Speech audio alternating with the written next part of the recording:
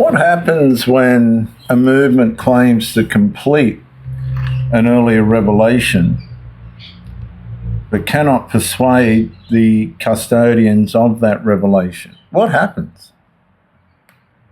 What happens when recognition never arrives? Islam did not emerge claiming to be completely new.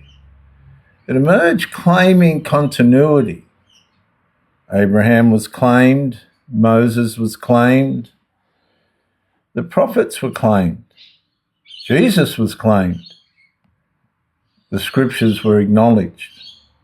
Yet the very communities that preserved those traditions largely rejected Muhammad's prophetic authority. That rejection created a problem that history never fully resolved. The issue was never simply that Jews and Christians disagreed with Muhammad. Religious disagreements common. The deeper issue was verification. The people of the book already possessed prophetic standards, scriptural traditions, covenant history, and theological frameworks through which new claims could be examined.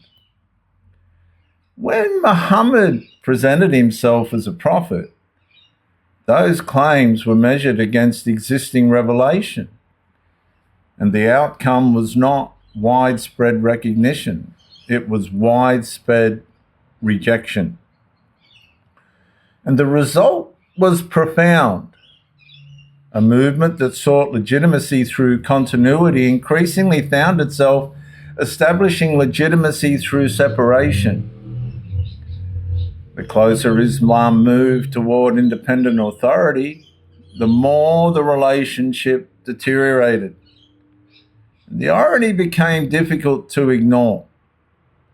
Islam claimed confirmation of earlier revelation, yet those most familiar with that revelation largely denied the claim. Islam claimed unity with the people of the book, yet within decades, succession disputes emerged, even within Islam. Islam claimed finality, yet competing schools, sects, interpretations, and dynasties and theological disputes continued multiplying. The pressure became cumulative. The movement sought validation from the people of the book. The people of the book withheld their validation from Muhammad. And the movement established its own authority. And that authority immediately became contested from within. Historical records a difficult pattern. The further Islam moved from Jewish and Christian verification, the more internal mechanisms were required to preserve its legitimacy. The result was not permanent unity. The result was reoccurring fragmentation within Islam. The question remains uncomfortable. If Islam fulfilled the prophetic stream of the people of the book, why did the custodians of that stream reject it? Absolutely reject it. And if Islam resolved the authority question, why did authority remain contested almost immediately after Muhammad's death? These questions continue echoing across centuries.